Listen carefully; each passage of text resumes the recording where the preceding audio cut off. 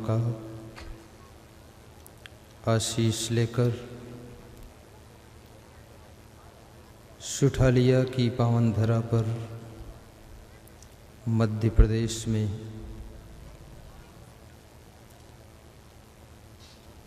तीसरे दिन का सत्संग प्रारंभ हो चुका है, जिसमें हम और आप जीवन को धन्य बनाएंगे, अवगुणों के मैल को धोएंगे, निर्मलता को प्राप्त करेंगे। जगत को मोह की नींद से जगाने वाले समस्त संत महात्मा, धर्म की रक्षा करने वाले भद्र पुरुषों, प्रेम और सेवा की मूर्ति माताओं बहनों तथा मेरे प्रिय आत्मन बच्चों, सदगुरु कबीर साहब से किसी भक्त ने प्रश्न पूछा है कि संसार में वह कौन सी चीज है जिसका वजन विश्व की संपत्ति को तराजू के एक पलड़े पर रख दिया जाए फिर भी उसका वजन अधिक होता है और विश्व की संपत्ति हल्की हो जाती है। जिसके बिना मनुष्य शांति भी नहीं पाता है, सुख भी नहीं पाता है और बेचैन रहता है, वह कौन सी चीज है? ये प्रश्न कबीर साहिब से पूछा गया है।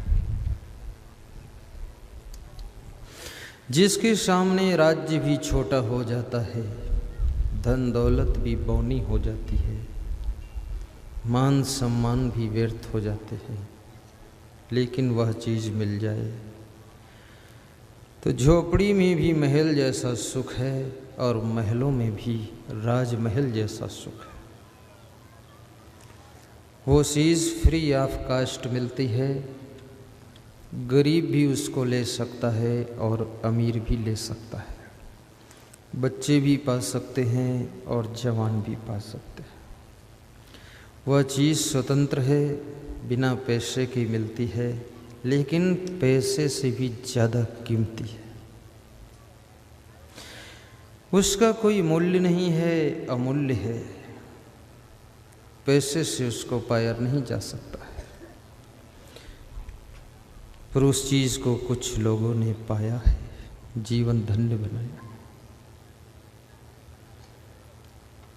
सज्जनों और देवियों, ये कबीर साहिब से पूछा गया।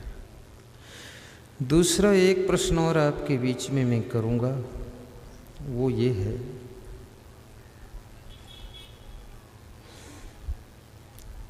जो हमारे देश के बहुत बड़े नीतिकार हुए हैं, जिनका नाम था महात्मा विदुर। कौरव पांडव युद्ध के समय जो दोनों के मध्य में जाकर के कुछ कुछ ज्ञान की बातें सुनाते थे, लेकिन कहते हैं कि जो होनी होती है उसको टालना बहुत कठिन होता है। महाभारत युद्ध को टालने का प्रयास भगवान श्री कृष्ण ने स्वयं किया है, लेकिन वो टल न सका। भगवान श्री कृष्ण के परिवार में भी आपस में युद्ध हो गया। 56 करोड़ यादव यमुना नदी में डूब कर मर गए। भगवान के परिवार में भी ऐसी दशा हो जाती है, तो तुम्हारे परिवार में ऐसी दशा नहीं हो रही है, तुम कुशल मंगल हो। आज पेपर हमारे ज्ञानस्थली एकेडमी के मालिक यादव जी दिखा रहे थे, तो लिखा था कि बेटे ने बाप से पहले भोजन खा लिया तो बाप ने बेटे की हत्या कर दिया। इस बाप से बड़ा मूर्ख और कौन होगा? विचार कीजिए, तुम्हारे शरीर के मांस का टुकड़ा तुम्हारा बेटा है, तुम्हारे खून के बूंद से बना हुआ उसका शरीर है, तुम मार रहे हो तो किसको मार रहे हो? तुम्हारे ही शरीर का दूसरा टुकड़ा तुम्हारा बेटा है, उसकी हत्या कर रहे हो, इसका मतलब तुम अपनी ही हत्या कर रहे हो। लेकिन ऐसे मूढ़ लोगों को सत्संग में आने का वक्त नहीं है। सत्संग में आए, थोड़ा बुद्धि ठीक हो जाए। हर बाप के मन में अभी मैं यहाँ पर प्रसाद दे दूँ अगर सबको, तो मैं प्रसाद क्यों नहीं देता? अपने हाथ से प्रसाद में देना चाहता हूँ, लेकिन क्यों नहीं देता? क्योंकि तुम लोग हमको ढकेल दोगे, गिरा दोगे। ये व्यास गादी भी यहाँ से ढकेल के पीछे ले जाओगे और हमसे प्रसाद छीन लोगे, हमको गिरा दोगे। इस डर से मैं प्रसाद नहीं देता। मेरा मन होता है दे दूं, लेकिन जिसको मैं प्रसाद देता हूँ कभी कभी मैं देखता हूँ वो थोड़ा सा प्रसाद खाता है, और अगर महिला है तो धोती के एक कोने में बांध लेता है, और उसके मन में होता है कि अपने नाती पोता बेटा बहू को थोड़ा थोड़ा प्रसाद खिलाऊंगी। और प्रसाद का प्रभाव एक बहुत ही अलग होता है। प्रसाद खाने से तन की शुद्धि, मन की शुद्धि, जीवन की शुद्धि भी होती है। प्रसाद के महत्व को समझकर प्रसाद खाइए तो प्रसाद का प्रभाव अलग है। तो मैं आपसे निवेदन करूंगा, दिल में धैर्य रखिए, मन में शांति रखिए, हृदय में संतोष रखिए। बेटा पहले भोजन कर ले, बहू पहले भोजन कर ले, इतना नाराज़ होने की ज़रूरत नहीं है। धन्यवाद दे दो कि जुग जुग जियो, ज़्यादा खाओ, आगे बढ़ो।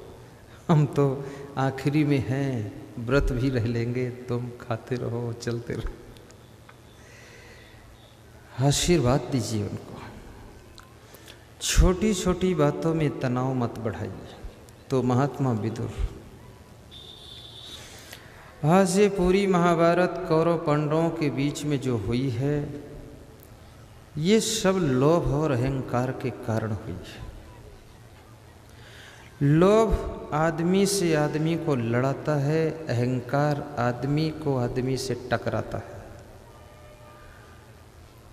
लोभ को दूर कीजिए, अहंकार को तोड़ दीजिए, नम्रता की नदी प्रवाहित कीजिए, उदार हृदय बनाइए, सरल स्वभाव से रहिए, दूसरों का ख्याल कीजिए और अपने भीतर पूरा संतोष रखिए।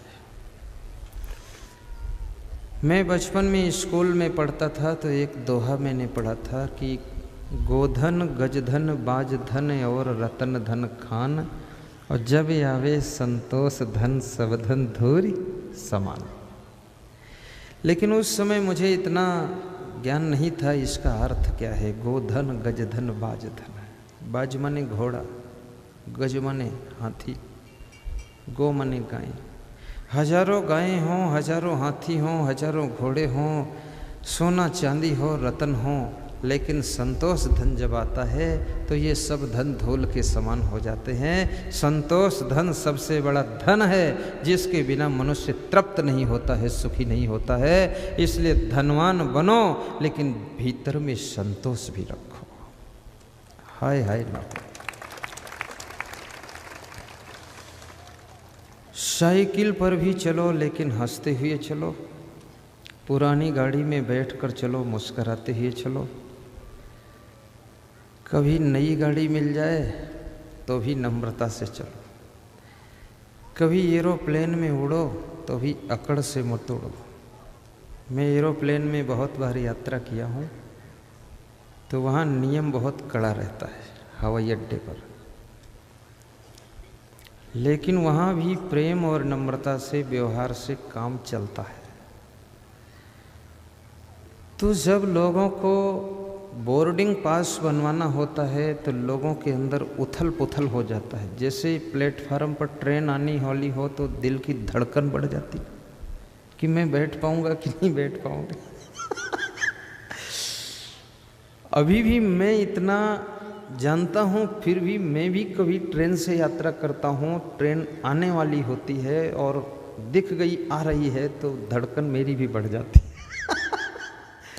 कि छूट न जाए, कहीं चल न दे, हम न बैठ पाएँ। डिब्बा कहाँ होगा, ऐसा बार बार रहता है, मन में डर लगता है। तो जिस समय बोर्डिंग होती है,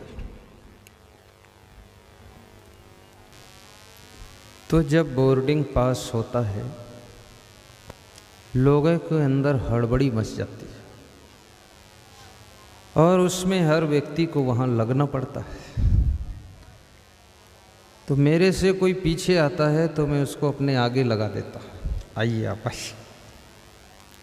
तो कुछ लोग ऐसे आते हैं जो कहते हैं स्वामी जी आप 10-12 को आगे लगा चुके हैं, आप कब जाओगे?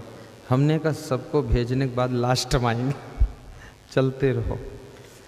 तो उस संतोष का ये परिणाम होता है कि सभी लोग हमारी तरफ मधुर नज़र से देखते हैं कि ये आदमी अच्छा है।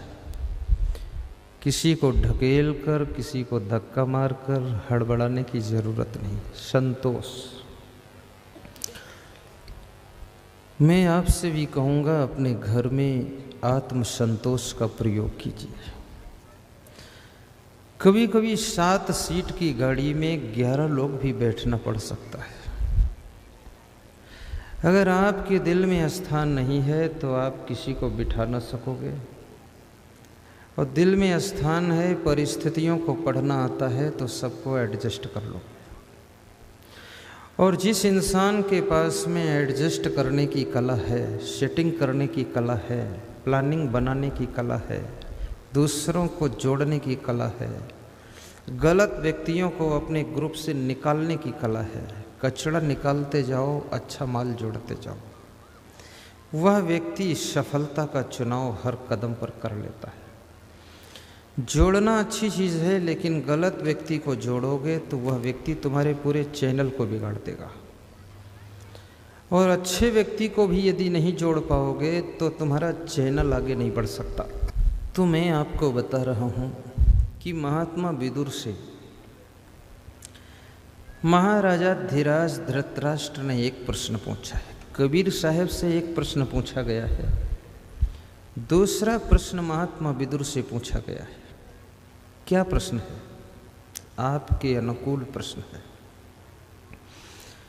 विदुर से पूछा जा रहा है कि वे लोग कौन से हैं संसार में जिनके मन में बहुत उन्नति करने की तमन्ना है, आगे बढ़ने की इच्छा है, और उनका शरीर भी ठीक है, बुद्धि भी अच्छी है, योग्यता है, उनमें कुछ कर सकते हैं, देखने में ऐसा लगता है कि होनहार है, लेकिन फिर भी वे आगे नहीं बढ़ पाते हैं। तो कौन सा कारण है जो वे पीछे रह जाते हैं?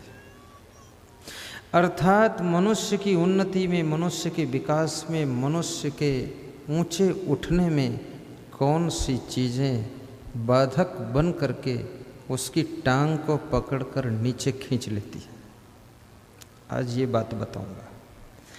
तो विदुर जी कहते हैं कि 6 चीज़ें ऐसी हैं जो इंसान को आगे बढ़ने से ब्रेकर बनाकर रोकती है। 6 चीज़ें। और कबीर साहब कहते हैं एक चीज़ ऐसी है जिसके वजन के बराबर पूरी दुनिया की संपत्ति, राजपाट सब हल्का हो जाता है।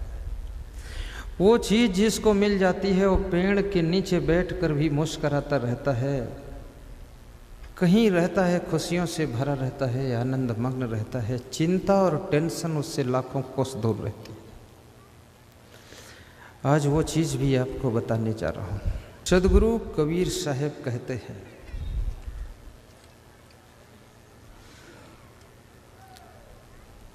कि एक भक्ति ऐसी चीज है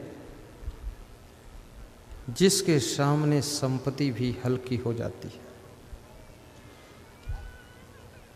अरब खरब लो द्रव्य हो, उदय अस्त लो राज, भक्ति महात्म ना तो लही सब कौने काज।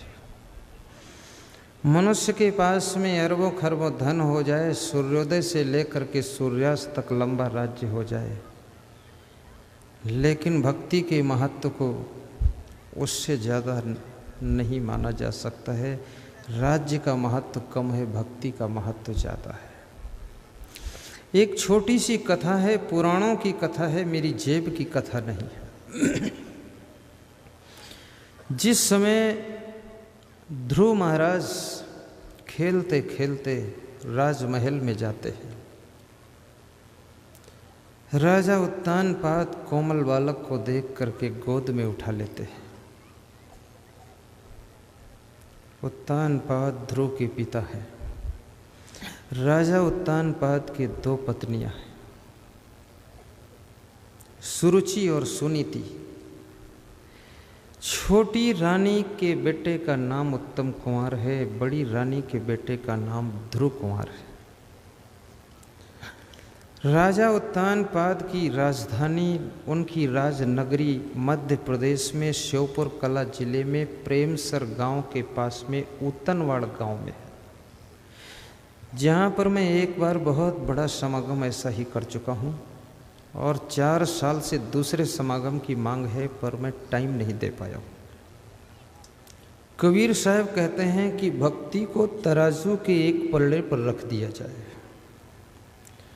और राज्य और संपत्ति को दूसरे पल्ले पर रख दिया जाए, डांडी पकड़कर उठा दिया जाए तो भक्ति का पलड़ा वजन हो जाएगा और राज्य और संपत्ति का पलड़ा हल्का हो जाएगा। ध्रुव राजा उत्तानपाद की गोद में बैठे हैं। छोटी रानी का आना होता है, देख करके उसके अंदर जलन हो जाती है, ध्रुव को खींचकर गोद से उतार देती है। राजा को भी कुछ कठोर कहती है और ध्रुव को धक्का मारकर भगा देती है और कहती है, आज आ गए तो आ गए और दोबारा आओगे तो जो शेर भर अन्न मिलता है वो भी बंद करा दूंगी। ध्रुव रोते हुए अपनी माँ की झोपड़ी में जाते हैं और माँ से कहते हैं, माँ ये क्या खेल है, ये मेरी छोटी माँ राजमहल में रहती है, तुम झोपड़ी में रहती हो, बात क्या है।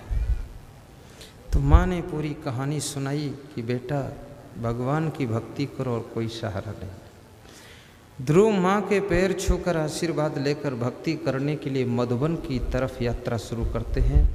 राजमहल में सूचना जाती है कि ध्रुव तपस्या करने के लिए, भक्ति करने के लिए बन जा रहे हैं। राजा उत्तानपाद अपने मंत्री को भेजते हैं कि ध्रुव को रोको। मंत्री आता है, ध्रुव से कहता है 5 गांव की जागीर देंगे लेकिन वापस लौट चलो, भक्ति करने के लिए वन को मत जाओ। ध्रुव ने कहा कि अभी तो नाम लिया हूँ, भक्ति करूँगा, 5 गांव की जागीर मिलने लग गई है और जब करूँगा तो न जाने क्या होगा। ध्रुव नहीं रुकते हैं। तो राजा ने दूसरे मंत्री को भेजा कि जाओ आधा राज्य ध्रुव को दे दो लेकिन वापस लौटा के लो। आधा राज्य देने की बात जब आती है तो ध्रुव ने कहा, वाह, अभी तो ये राज्य को मैं पार भी नहीं किया हूँ, आधा राज्य मिलने लगा, अब मैं और आगे जाऊँगा, जब भक्ति करूँगा तो न जाने क्या मिलेगा। ध्रुव फिर नहीं रुकते हैं तो राजा उत्तानपाद स्वयं आते हैं और कहते हैं कि ध्रुव पूरा राज्य तुम ले लो और मैं वन में जाकर तप करूँगा लेकिन तुम मत जाओ। तो ध्रुव ने अपने पिता उत्तानपाद को एक बहरतबिल सुनाया है। क्या? जब जगत के पिता का सहारा लिया तब करें क्यों सहारा तुम्हारा पिता, वही पालन करे वही ले गोद में, वही दुख सुख सुनेगा हमारा पिता। जाओ जाओ जाओ तुम्हें क्या पड़ी, चाहे जैसे करेंगे गुजारा पिता, नाम बेटा रहा आज से आपका, टूटा नाता हमारा तुम्हारा पिता, नाम बेटा रहा आज से आपका, टूटा नाता हमारा तुम्हारा पिता। जब ध्रुव ने ये बात कही तो राजा उत्तानपाद रो पड़े। आज की गलती, आज की चूक 1 साल के बाद रोने के लिए आपको मजबूर कर देती है। बचपन की भूल जवानी में पीड़ा पहुंचाती है, जवानी की चूक बुढ़ापे में दुख देती है, बुढ़ापे की भूल आपको मरते समय रोने के लिए मजबूर करती है। और रोते समय, अगर मरते समय की गलती अगले जन्म को बिगाड़ देती है। इसलिए हर उम्र में सावधान रहना, मरना भी तो संभल कर मरना और बचपन भी संभल कर बिताना। चलना संभल संभल के, माया नगर यही है। चलना संभल संभल के, माया नगर यही है। 2 दिन की जिंदगी में मत दाग तो लगाना।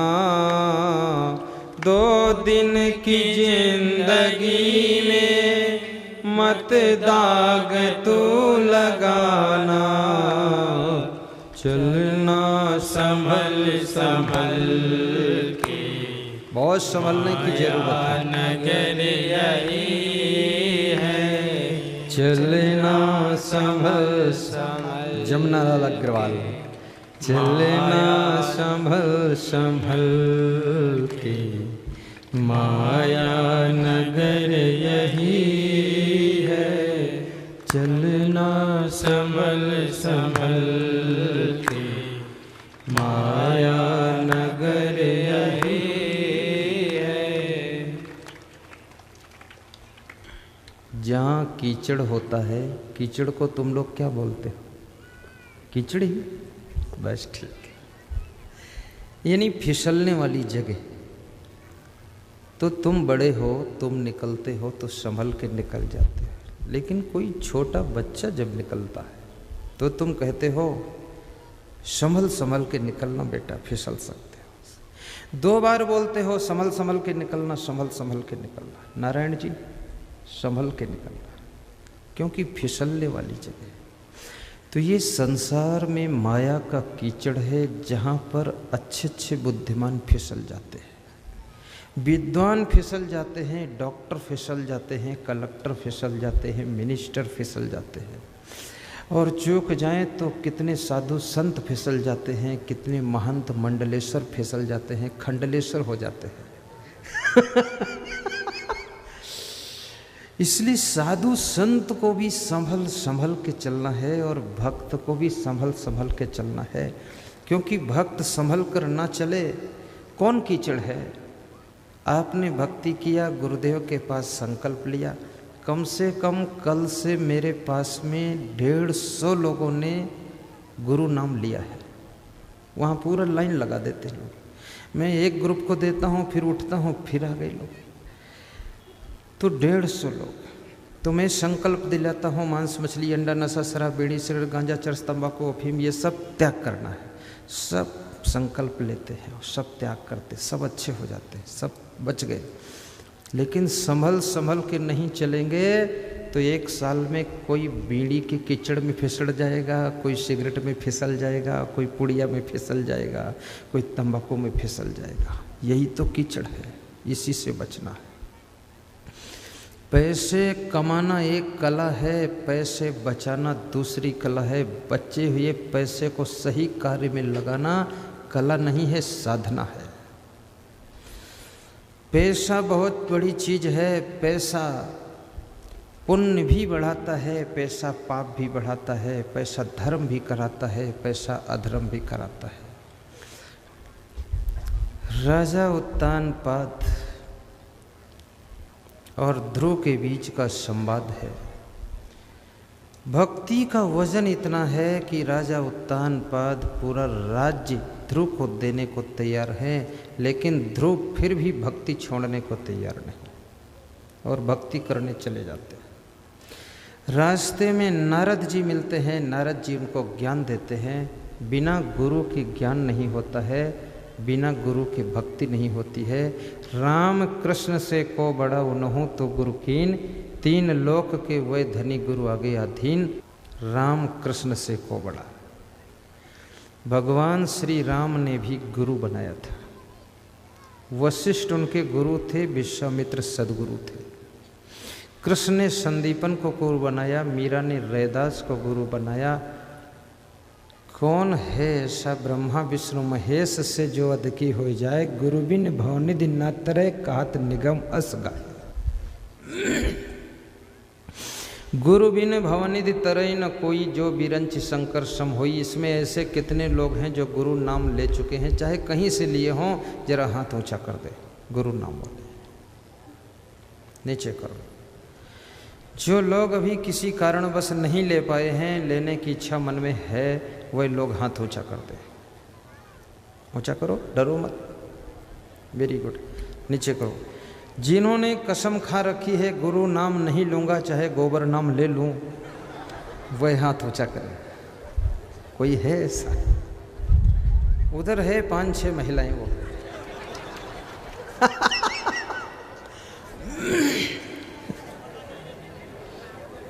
लोग समझते नहीं और हाथ ऊंचा करते रहते हैं। समझ समझ के ऊंचा करो।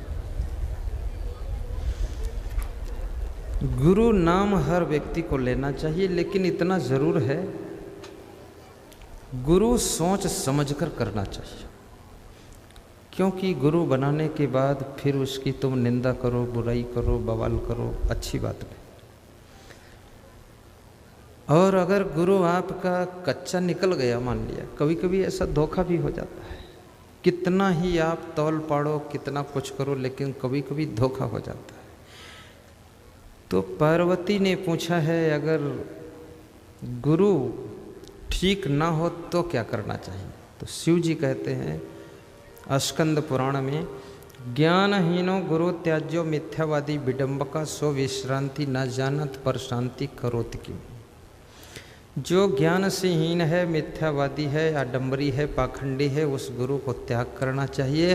अच्छे और सच्चे सदगुरु से नामदान पुनः ले लेना चाहिए, लेकिन पुराने गुरु की निंदा कभी नहीं करना चाहिए, उसको छोड़ देना चाहिए। ऐसा बता।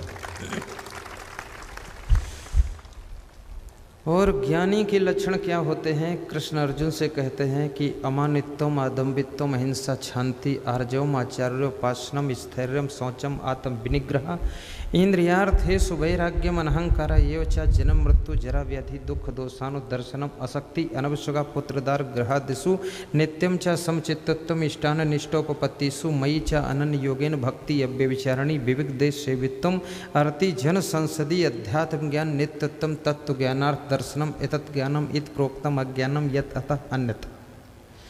ये 5 श्लोक ज्ञान के श्लोक हैं। ज्ञान की परिभाषा इसमें है कि ज्ञानी कौन होता है। गुरु बड़ा होता है, बड़ी अच्छी बात है, लेकिन अमानी होना चाहिए, अमानित्वम। गुरु को भी अभिमान ना हो। मुझे एक गुरु मिला तो मैंने देखा उसके पास गाड़ी थी, मेरे पास भी गाड़ी थी, पर देखा कोई संत की गाड़ी है तो मैं अपनी गाड़ी से उतरा। और उस समय में बड़ा मिलनसार था। मिलनसार तो खैर अब भी हूँ, लेकिन अब सोच समझ कर मिलता हूँ। पहले तो अंधाधुंध जो मिल जाए राम राम, जबरदस्ती राम राम, कोई नहीं काम तब भी राम। लेकिन अब थोड़ा सा 2-4 बार चोट खा गया तो सावधान रहता हूँ। तो मैं मिला,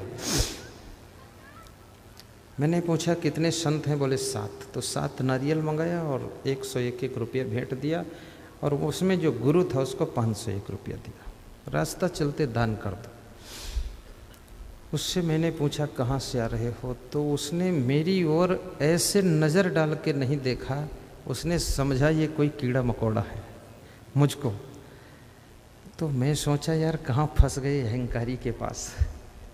कम से कम आँख से आँख तो मिलाओ, प्रेम तो करो। तो मैंने विचार किया कि ठीक है, कोई बात नहीं है, तुम इस लायक नहीं थे कि हम आपको आकर यहाँ सम्मानित करते, लेकिन मेरी गलती है, मैं ज़बरदस्ती रास्ता चलते सबको नमस्कार कर रहा हूँ। इसका परिणाम ये है, आज वे वहाँ से और पीछे हटते चले गए हैं, और मैं जिस डिग्री पे था वहाँ से 100 डिग्री आगे चला गया। गुरु भी विनम्र होना चाहिए, उसके अंदर ज्ञान का भी अहंकार न हो, किसी चीज़ का अभिमान न हो। कितने गुरुओं को देखा हूँ इतना